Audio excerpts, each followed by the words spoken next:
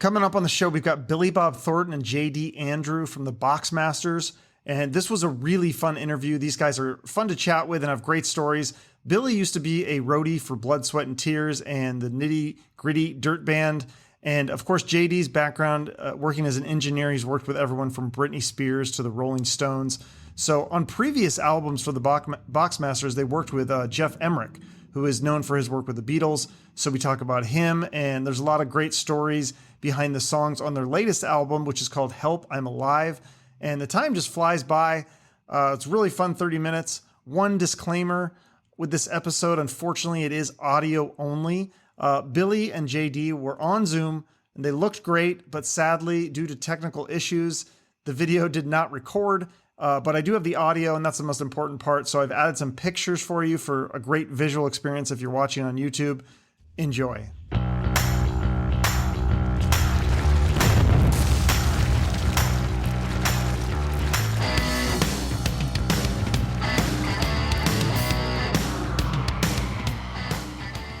Is that the studio? Is it a Pepper Tree? Is that the name of it? Mm-hmm. That's the one that Slash owned? No. Slash owned, it was called the Snake Pit when Slash had it. And when we had it, it was called the Cave. Because that was the old one. This is the newer one that's just yours. Yeah. Yeah. Okay. Just got this one. Okay. It was way bigger than that one. It's like 3 times the size. Oh, really? So like when you're recording during the pandemic, there's space to socially distance then, or do you? Well, during the pandemic, we didn't even have this yet. We only bought this in May. Oh, okay. That's right. We still, for about, years and years and years, we recorded over at A&M in Hollywood at the Henson Studios, which is the old A&M. So a lot of our records are made there. Oh, that's exciting. Help I'm Alive. Help I'm Alive was there. The current release. Yeah. Oh, that was actually recorded at the A&M. Yeah. Okay. Well, you guys both have like interesting musical beginnings. And tell me if I'm wrong on this. So, Bud, you actually started out as a roadie for like the Nitty Gritty Band and Blood, Sweat, and Tears and stuff. Is that true? Yeah. I started out in bands first. Right. I played in a lot of bands, and then ended up working for a sound company and as a roadie. And I worked for the Nitty Gritty Dirt Band and Pure Prairie League and B.W. Stevenson, a lot of people, and then moved to California. So did you learn some things like as a roadie, like watching those superstars? I mean, I'm just thinking as myself as a high school kid on tour with like Ozzy Osbourne or one of my heroes, like that must have been pretty cool to see that. Like, oh yeah. I mean, these guys were heroes of mine. So, I was obviously nervous all the time, but also dead tired. But really tired and starving, because roadies didn't have it in those days the way they have it now. I mean, now our guys travel on the buses with us and all that kind of thing, and back then we would take turns driving trucks, and you'd sleep in the seat while the other guy was driving, and it was a different thing then. And we ate at truck stops and McDonald's and Dairy Queen and all that kind of thing. But did you see some things like what to do and what not to do by watching these big superstars? Absolutely. I learned a lot of what not to do. But yeah, it was very influential for me. And you learned not to give the sound guy crap. Yeah, I learned that. Yeah, for sure. And, one of the things was it teaches you to always treat the crew nicely. Right. No, that's the same. Like when I worked in offices, it's like they always tell you like, be really nice to the secretaries because they run everything. Oh, yeah. I mean, and also when you get your ass chewed out, all the time, it makes you not want to do that to other people. You know what I mean? Mm-hmm. No, that's a good point. And JD, you kind of had a similar start, right? Because didn't you worked in the church group or something, but then this guy would like get those kids to help out with the big acts when they would come in town. So you'd help set up the stage. You were kind of like a roadie too, sort of. Yeah. I mean, I loaded trucks when I was in high school because my music teacher was the head of the stagehands union in our town in the middle of Kansas. So that's kind of what gave me the taste of, what happens at a show.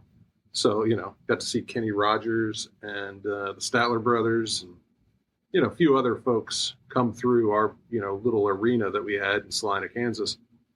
And, that gave me a, fairly, good look at what happened. And then from that, I just kind of thought, well, maybe I'd like to make records. And so I went to recording school for a while. Never really intended to be a performing musician, but things happened, and all of a sudden I got a call to come work with Billy for a couple of weeks on a record, and that was 15 years ago that we've pretty much not stopped working since. And it's been a wild ride here. Well, yeah, and I mean, but people don't really talk about your engineering career. And tell me if I'm wrong on this, but I mean, you've worked with like literally the biggest stars in the world as an engineer, but you got to see them. You must have seen some things in the studio up close. I mean, Kelly Osbourne, Britney Spears, Fleetwood Mac, the Rolling Stones. Yeah. Yeah, no, I did. And I've seen things that I can't talk about, and shit, people's noses falling off that I can't talk about. But, I've seen some really, amazingly talented people, make records, and, you soak up every bit of information that you get doing that. And, when the time comes, you use it for, good, hopefully, rather than evil. So that's like everything, like every record we've ever listened to and soaked up, and everything we've worked on and recorded, it's like that goes into every one of the records that we make. And so when, it's just me and Billy, that's who makes our records. So we don't have anybody else to kind of, convey a inspiration to. It's just Billy says, I think we should make a song that sounds like this, or the record should have this overall sound to it. And, then we talk about what kind of sounds are going to make this record, what instruments, how are we going to record things. And, we've just done that, it's like our new record, Help I'm Alive, is our 12th actual release, and we've done probably between 16 and 20 records. But, the other ones are just sitting on the shelf waiting for something to happen to where we could just put out a bunch of music at one time or something. So eventually someday we'll get a crate of Boxmasters records and make that a release. It'd just be a giant box of Boxmasters. Yeah. Well, yeah, I love it. And it's interesting. Your vocals, to me, it kind of sounds like Tom Petty-ish. Now, do you try to sing a certain way, or is that just your natural singing voice? I try to sing like Tom Petty. You nailed it. No, actually, it's funny because a lot of people who talk to me, especially people who have known me over the years, they say, it's so weird. Your singing voice sounds nothing like your speaking voice, Yeah. But it comes from the days when I was in bands when I was a teenager. It's like I still have that in my head. And so if you keep doing what you always did, you don't age so much, I mean, J.D. can tell you if we're making a movie. For me. I put on decades in the last 15 years. But if we're making a moody record, then I have a voice for that. And it's not something I make up. It just naturally comes to me that way. And then if we're making a 60s influenced rock and roll record, then I have that voice, which I always had. And I mean, JD and I actually discuss it. We'll say, what do you think about this song? Do I use the young voice on this one? And he goes, yeah, I think so. And I do it, And, but I don't try to sound like anybody, but, your influences are always going to sneak into you. Mm-hmm. Yeah, both Tom and Billy were influenced by the Beatles and the Byrds. And exactly. Yeah. Not really. I mean, Tom had more of the Bob Dylan stuff, but they're both from the South and love the Beatles. And it's any band that kind of has those influences is going to end up with something similar in the way they sound. And Yeah. Right. Well, so you bring up it's like a, it's a huge compliment. We'd love to, have some, tiny sliver of, that, be in that company. It's no, absolutely. Yeah. Well, you mentioned the Beatles, so I got to ask you about this because you obviously worked with Geoff Emerick, who worked with the Beatles. He passed away a few years ago, but I mean, you guys got to fanboy out a little bit, and here he would give you some Beatles stories. Is there any of those that you can share with my audience or me myself? I'm a big Beatles fan. My dad's a Beatles fan, or is that another thing where it's like you signed a non-disclosure agreement? Well, we didn't sign a non-disclosure thing, but he didn't tell any like really crazy stories that people don't already know. I mean, he talked about, when George was upset that Yoko ate his cookies.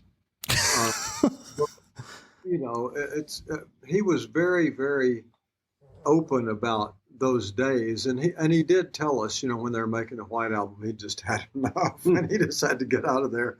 Because he said it was just such a bad mood that he couldn't take it anymore. But, that's public knowledge. I mean, that's been talked about over and over. And plus he had that book that he wrote, that people have read. So he didn't really tell us a lot of stories outside of that, maybe a few more details, but at the same time, his stories were all like,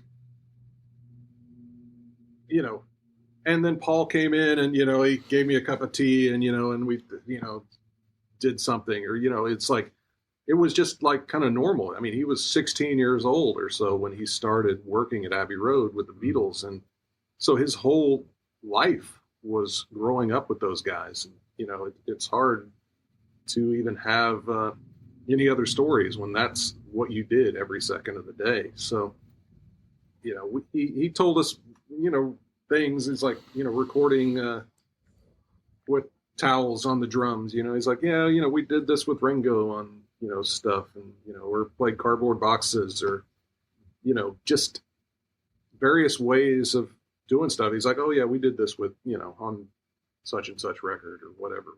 So you learn techniques. Some of it, those are like legendary techniques that he created. Yeah, absolutely. I mean, there's a picture of me and Geoff and our assistant at the time, Kyle Stevens, out in A&M in the live room and Studio B there. And I'm on the floor testing out with a mallet, testing out cardboard boxes. And he'd had a couple of the assistants there at the studio go out to the dumpster to get some cardboard boxes because he wanted me to play that on the song as opposed to drums. Huh. And he said, yeah, we did that with Ringo. And then we did put the tea towels, or as close as we had to tea towels anyway. Whatever kind of towels they were, guitar rags. Put those on the drums for a couple of songs. And he was very, one of the greatest compliments I ever got was from Geoff when because once we're done with a track, usually there are certain things you put on toward the end. And one of those things is tambourine. And so I can remember playing tambourine on a song. It was a pretty up-tempo song. And when it got to the chorus, I played double time on the tambourine. And Geoff said, I've never seen a tambourine player who could play that fast. He said, and keep in time. I've never seen that. And I said, well, you had Ringo. He goes, yeah, but he'd do that. Wow. That is a big compliment. That was very nice, And, but what was really great about Geoff for us, I mean, probably the thing that thrilled us the most is that Geoff actually asked us to mix our record, produce one of our records. We had known him for a number of years. Yeah, he was in the picture, in one of the pictures inside of our first record. Mm-hmm. He was in the studio picture, kind of the gatefold center shot. He kind of played the studio executive or record label executive. Yeah. And, so it was an honor to meet him back then, but then to have him, want to work with us and mix a record. Great. And it was just a total honor. Yeah, no, that's super cool. What's that? I say he was a fan already. So he liked our music. And so that was so thrilling to us. So when he did the record, it wasn't like, we had to call him and then get agents involved and do all these things. He actually wanted to do it because he was a big fan of the band. And so that way, every time somebody talks shit about you, you can always go, really? Norman from Omaha? You don't like him? So, well, guess who does? Geoff Emerick. So, yes, we would tend to listen to Geoff's opinion more than Norman. I love that. That's amazing. So the logo for the Boxmasters, am I the only one that picked up on this? Is this a nod to the Cinerama in Hollywood? Is that how you got those letters, or is it? Well, it's not that specific place, but I see where you got that from. It's that in those days that was the style, and we wanted our logo to reflect the time when our music originated. I mean, because even though we play original music and make original records and songs, we are heavily influenced by the 60s, and we just wanted to have a band name and a band logo that reflected the 60s. And that was just a very common style of the time, and we just wanted to have something like that. And we've never really much veered away from that. We've tried some things with different colors in it before for like T-shirts or whatever, but for the most part, we've stuck with that the whole time. And the name actually was that we wanted a name that sounded like a 60s band. And remember the Box Tops? Yeah. I mean, it was that kind of idea to, make it like that. And it was always the something, the Monkees, the McCoys, the Box Tops, the Animals, and so we wanted a name like that. Yeah, no, I love it. It's so cool. So the new album is called Help I'm Alive. Like you said, I think it's the 12th album, and it's an interesting, because you recorded, it's like bittersweet. You're in a happy place because you're in the studio where you guys want to be and you get to make music, but then there's all this chaos happening with the pandemic and the lockdowns and all that stuff. So talk about how you kind of created this music with those two things, that dichotomy, I guess, the word. You want to feel that, J.D.? Well, I mean, it was, there was a lot of anxiety and everything going on, but the great thing was everybody was at home.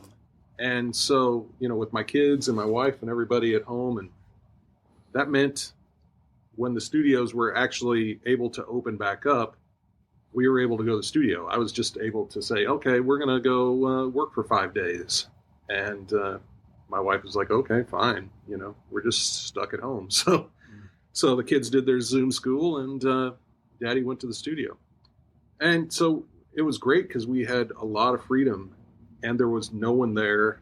And, we didn't even let the assistant engineer in the studio. It was just, we would test ourselves and then go record. And we cranked out a lot of stuff. We made 3 full albums during the lockdown. So one was the first one. It was kind of the darkest, most, depressing of the 3. The most like kind of most affected really by the shutdown. It had most, topics and songs kind of written about that isolation and anxiety and just depression and all that. So that one we've just kind of let sit on the shelf, and then Help I'm Alive was the next one that we did, and it of course has a lot more up-tempo and more positive outlooks on things. And it's a really good record. I'm really, really proud of it. And then we did a Christmas record after that because I've been trying to get us to record a new Christmas record for a few years with the sound that we have now, because we did one back in 2008 or 9, and it was more of the time when we were doing more rockabilly, hillbilly, British invasion, combining and genre smashing, and people, the people that liked it really liked it, and the people that didn't have any idea what we were doing. And so as the years have gone, we've, changed things and, just play like we play as a natural kind of band at this point, or, since, 2012 or so. So yeah, so we used that time when everybody was sitting at home, and we just made the most of it and recorded as much as we possibly could.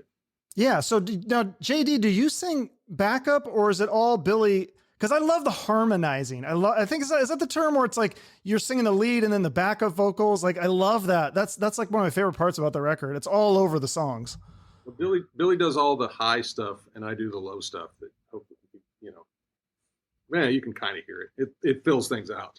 And But I can't sing very high, and Billy can sing like way high, unexpectedly high, honestly, and it's painful sometimes. It's so high, but it's the part that has to be done, and yeah, we just we love bands that did harmonies. We love the Beach Boys. The Beatles did amazing harmonies as well, and there's just so many bands that did amazing harmony vocals, and we love that. And singing harmonies is fun. It's right. like one of the things that we miss. It's like I do some of the low stuff live, but to not have Billy singing harmony with himself in the live show, it feels like there's something missing. We get guys that are good harmony singers, but at the same time, it's not exactly there. That's interesting. Singing with yourself, it's right. a different thing. Yeah, and you don't use tracks or anything, because I know some bands do that. Hell no. No. We don't do anything. If we screw up live, you hear it. I love that's how rock should be. There's no click tracks. There's nothing. There's no safety net. It's the drummer goes 1, 2, 3, 4, smacks his sticks together. Somebody, where we all start at the same time. It depends on what song it is, of course. Right. But it's like count the song off. Let's go.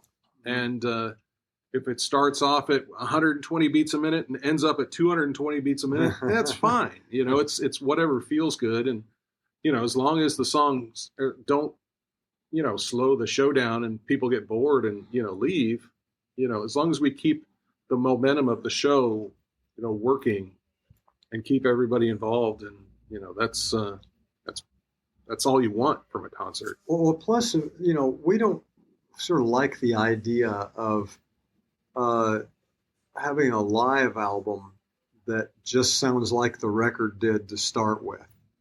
Where right. When we use tracks, it's like, well, why did you buy this live album? Just buy the regular album. Exactly. It's the same thing. So when we were growing up, live albums, you bought a live album because it was different than the record originally was. You know what I mean? It was yeah. If you heard, I love those early Fillmore East records. Like the Allman Brothers Live at the Fillmore East and Humble Pie, Rockin' the Fillmore, those kind of records. And actually, Humble Pie came out with one that recently, a few years ago, that was all 4 nights at the Fillmore. And each night there was a slightly different set order. And then a couple of the nights they played a song that they didn't play the first night. And the guitar solos weren't the same as they were on the record. They played what they felt at the time. And also a song on the studio LP might have been 3.5 minutes long, and it may be 16 minutes long on the live version. So that's the whole point of live records, is like, let's hear it live. Maybe you're flat on some songs. Maybe the guitar player gets his fingers caught up in the strings a couple of times, but that's okay. That's real, and we like it. So we've never had any assistance live other than a crowd being good. Yeah. We don't use anything funny. Yeah, and we don't, it's not like we sit there, Kirk McKim's our lead guitar player on the road, and with Kirk we just say, kind of learn the intro and the signature line, whatever it might be, the signature melody. But other than that, play what you feel, man. And it's, we've always just, let our guys, it's like learn the chords, learn if there's something that's important, but otherwise, man, let's just go out there and, tear the roof off of these places. Yeah, because it's just like, let's rock. It's like we're a lot louder than we are even on records. It's it's a straight up just rock and roll band live. It's like a couple of guitars, drums and bass, and some guys singing harmonies, and let's just make a racket. No, yeah. It's the same thing with the drums. I play the drums on all the records, but live we have to have a guy because I got to be out front, right? And some drummers, that have played live with us before, they've tried to learn every fill that I did on the record. So it's like, no, just, this is it. Just play the song. And if you feel like playing something different here, play it. It's just like if you get excited and go off into some other direction, that's fine. It's like you don't have to learn the record. We're not a cover band playing at a lounge. Yeah. So we're not guys trying to do reeling in the years by Steely Dan exactly like the record. That's not what we do. Right. Well, and do you still have Teddy Zig Zag in the band? And because he was talking about, he wanted to do like choreography or something. Explain. I'm trying to picture this. Well, that's what, Teddy's a real showman. Teddy's wonderful. He's an amazing musician and our buddy and just a great guy. Teddy hasn't been on the last couple of records and wasn't on the last tour. We all have different things we do, and Teddy plays with a bunch of different people, and so right now he's not in the band, but he's been in and out since the beginning. Okay. I wanted to ask, there's so many catchy songs, but I kind of like, you take a departure on the record with the focus on the one. I love these lyrics. Like some people say, make love, not war. That'd be good, but love is not what it used to be. You need a referee. I love that. Like, what is that song about, really? Focus on the One is about what has it's sort of an inside music thing too, because the one obviously is the first downbeat, of a song. Oh. So that downbeat continues, and that's the one. So as a drummer or a musician, the one is that one, right? Okay. So for instance, English people clap on the downbeat, American people clap on the offbeat. So it's just something that happens. But anyway, so focus on the one. We actually I was playing the bass drum on the one the whole song. So it's so focus on the one. And there's a couple of musical references in the lyrics. Oh. But the idea behind the song was it was when, the government was really, not that it's not always, but it was really screwed up at the time. And so, people were being separated a lot, like there was a lot of stuff going on and there was a lot of protesting going on, and like the right was the right, the left was the left, and the middle was gone.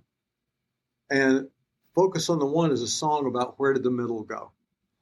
And that's really what it is. That's lyrically, and spiritually, that's what the song is about. We just added some musical references just for us, But it was really a song about, hey guys, let's take the right, take the left, and remember, where are we going? Where do we all want to go?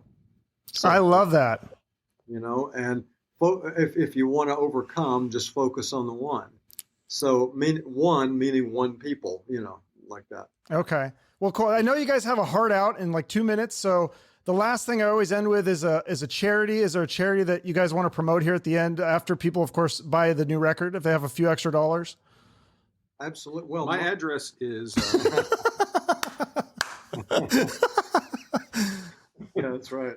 No, I actually have one for sure. St. Jude's Children's Hospital. I've been a donor to them for at least 20 years, maybe more. Okay.